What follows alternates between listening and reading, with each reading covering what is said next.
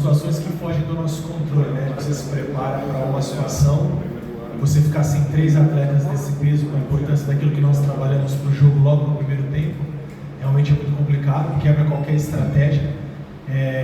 Nós tivemos um tempo proveitoso para trabalhar, porém não foi uma mini pré-temporada, né? Esse período que nós ficamos da eliminação do Campeonato Paulista para agora, nós treinamos com 14 atletas.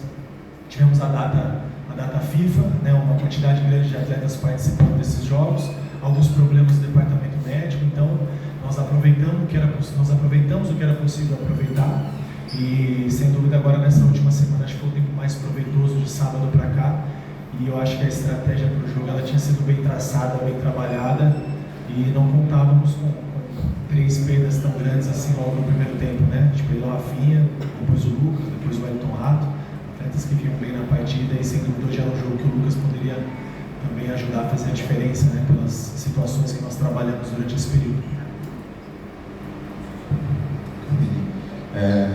Por conta das lesões, você viveu uma situação que poucos técnicos vivem, né? Naquela reta final de primeiro tempo, você teve que escolher entre fazer uma terceira substituição e perder a janela do segundo tempo, ou esperar. E aí, quando você espera sair o do Tajeres, eu queria que você falasse sobre isso. É uma coisa que não dá para planejar, né? Você tem que tomar a decisão na hora. E também sobre o Rames, que teve a chance como titular hoje. Ele foi bem nos jogos da Colômbia, que ele fez recentemente. Queria saber se isso pesou na sua decisão. Bom, sem dúvida, eu troquei 6 minutos que restavam dos acréscimos por 45 mais os acréscimos do segundo. A gente trocou 6 por 50. É uma tomada de decisão rápida, difícil. A gente sabe que jogar aqui na casa do Tajeres com um jogador a menos, né? A gente correu risco 6 minutos ao invés de a gente correr risco 45 ou 50 minutos do segundo. Sendo que nós saberíamos ali que tinha algumas situações de alguns atletas que não suportariam a partida toda, como o caso do Rames, né, que há muito tempo não faz 90 minutos, então a gente tinha uma situação que nós precisávamos guardar para ele. Se eu parasse o jogo naquele momento, eu não tinha mais nenhuma mexida. Então acho que foi a decisão ser acertada, a tomada de decisão. Se nós tivéssemos tomado essa decisão como nós tomamos e nada tivesse acontecido, talvez não teria nem esse questionamento. O futebol é dessa maneira, né? A gente toma decisão, ações e reações, as consequências das nossas escolhas. E se tivesse tido essa mesma situação, com essa mesma minutagem, eu faria da mesma maneira, né? E os próprios atletas pedindo para que não fizessem, nós sabíamos que no segundo tempo nós poderíamos tentar algumas alternativas, tanto é que a entrada do Galo e Luciano foram os 2 atletas que nós pudemos parar o jogo mais uma vez no segundo tempo, e tiveram as participações diretas do gol do Galo e a participação direta com o lance do Galo e o gol do Luciano. Em relação ao Rames, nós imaginávamos situações que pudessem acontecer, principalmente com a presença do Lucas em campo. Infelizmente não aconteceu.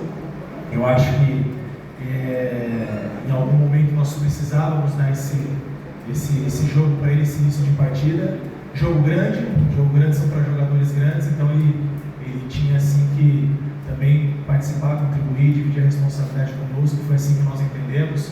Quanto ele suportou, foi ali participativo. Claro que depois das alterações, né, das perdas ainda no primeiro tempo, também dificultou um pouco aquilo que nós planejamos para ele. Boa noite, Carpini. O ano começa muito embalado, é claro, ganha a Supercopa do Brasil, quebra o tabu, mas a partir de um dado momento não vem mais o resultado, né? A bola para de entrar e o saldo passa a ser não tão positivo. Em abril, em saldo de trabalho, para você é um saldo positivo em geral ou tem mais pontos negativos do que positivos no seu trabalho até aqui? Eu acho que qualquer coisa que eu fale em saldo positivo e negativo, há controvérsias e opiniões. Eu respeito a opinião das pessoas, eu tenho as minhas convicções e principalmente o respaldo do que eu tenho internamente dentro do vestiário, que são os meus atletas e o grupo. Isso para mim é o mais importante. Se eu ficar aqui toda hora falando de conquista de Supercopa, de quebra de tabu e da eliminação para o Novo Horizontino, isso é passado, isso é história para contar. Eu não vivo o passado e eu não vivo o futuro, eu vivo o presente.